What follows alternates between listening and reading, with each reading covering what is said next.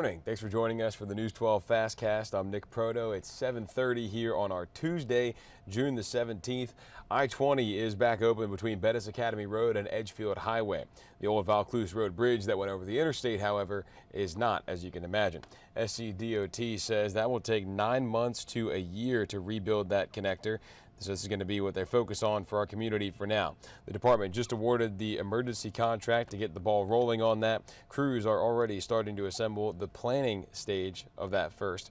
The goal is to build a bridge that will last for years. While it may have only taken us 36 hours to bring it down, to build a new bridge takes time. And so that's why we ask for the public's patience. Know we are working as quickly as possible to get that bridge rebuilt, and we'll be focused on it. But at the end of the day, construction takes time.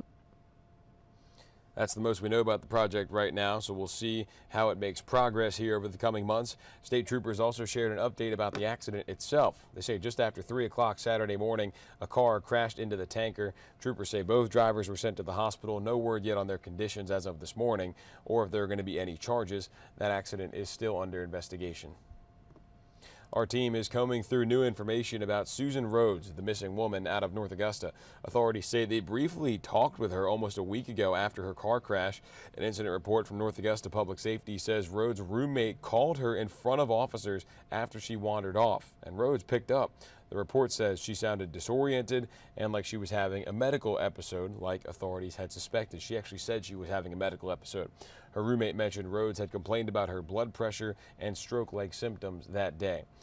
We've learned more about the crash as well. It says a man had been driving behind Rhodes' car on Gregory Lake Road. He says just past Landing Drive is when she left the road, came back, and then hit an SUV. Her car ended up in a ditch. The witness says he helped her out, and that's when she walked away, seeming disoriented. And authorities still need your help finding her. So if you know anything, if you've seen her, anything like that, call this number, 803-441-4200. And again, we've been telling you this all week. She was wearing a red shirt, black shoes, a hat, and one of her arms was in a sling. An attempted murder suspect has been arrested in Orangeburg County. 18-year-old Sincere Gibbs spent roughly 3 months on the run after officials say he injured 7 people when he shot into a party back in March. A $10,000 reward was offered in connection to that case. Deputies say Gibbs was out on bond for armed robbery and then removed his ankle monitor before that shooting. Now we're waiting for the autopsy results for a 4-month-old girl. Authorities in Columbia County say this was scheduled for yesterday as they start to look into how she died. She was found unresponsive at a home daycare at Fieldstone Road last Thursday. Authorities say the operator laid her down to sleep around 10:30 that morning. 2 hours later, the child was unresponsive. And as we wait for the autopsy results, we did some digging of our own. The Georgia Department of Early Care and Learning, or DECAL, says that daycare was unlicensed. Now, this agency is investigating the child's death. In Georgia, you can care for 2 kids at home without having a child care license. On the other hand, family daycare homes are considered private, where 3 to 6 kids can be taken care of by a licensed provider. If you don't have a license, registration, or exemption through the state, you could get a misdemeanor. All DECAL could tell us about their investigation is they're not sure how many kids were in there when the girl died, and the address of the facility has not been on their radar in the past. We're also expecting to hear more from the sheriff's office soon, so keep an eye out for that update. We're back in 60 seconds.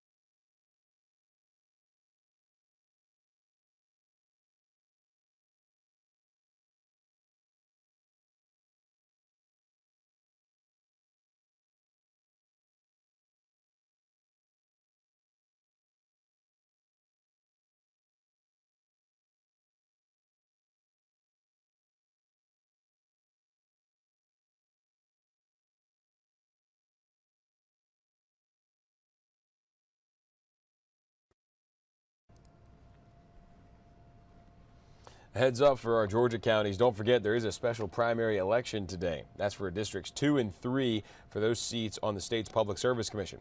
Polls will be open from 7 to 7. Now your vote matters here because the commission oversees how much you pay for electricity and natural gas. For District 2, the Democrat is Alicia Johnson. The Republican will either be Tim Echols, who's the incumbent, or Lee Munns from Harlem.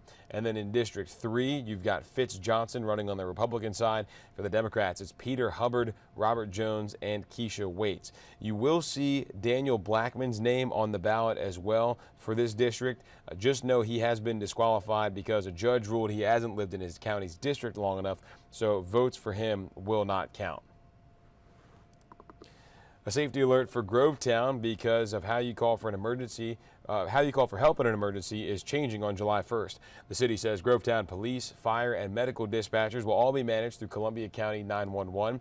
This way, everyone is under one roof. Leaders say they want to improve response times as well. So this is what will happen here. You can still call 911 if it's an emergency. If it's a non-emergent problem, call 706-541-2800 instead. Alarm systems or monitored medical devices that called 706-863-1212 will need to change to that new number. The city says the old number will be used for utility requests after hours. That's going to do it for the news side of things this morning. Let's send it over now to First Alert meteorologist Tim Strong live there in the studio for us this morning. Tim, weather's starting to clear up a little bit behind you there. It's a lot quicker than it did yesterday. You're right about that, Nick. We have a warm morning, temperatures in the mid-70s. It's very humid. Way our mornings are going to be all week with lows in the 70s. We're holding up 75 degrees, a breeze at 5 coming in from the west-southwest. No cooler than 71 this morning. Mid-70s for a lot of our South Carolina locations, Allendale to Saluda, and back forth across the river. It's low to mid-70s. 80s are jumping in here quick. Already feels like 80s outside with that humidity. Heat index will be on the rise as our temperatures continue to move up. Close to 90 to 92 this afternoon, right around average highs to above, with lower 90s expected on Wednesday and Thursday. Now, as far as rain chances go, not completely diminished. There'll be a hit or miss thunderstorm just about every day here, but kind of a lower impact on the rain outlook. 92 being the average now. We're just going to get hotter and hotter as we go into the weekend.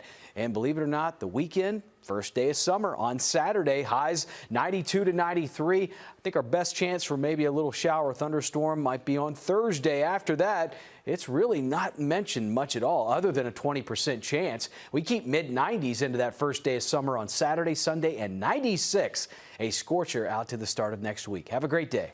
Tonight.